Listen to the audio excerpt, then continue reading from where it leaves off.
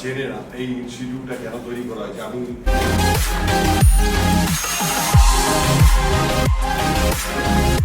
যদি ওয়ার্ড হয় এটা 100 কম ওকে ডিরেকশন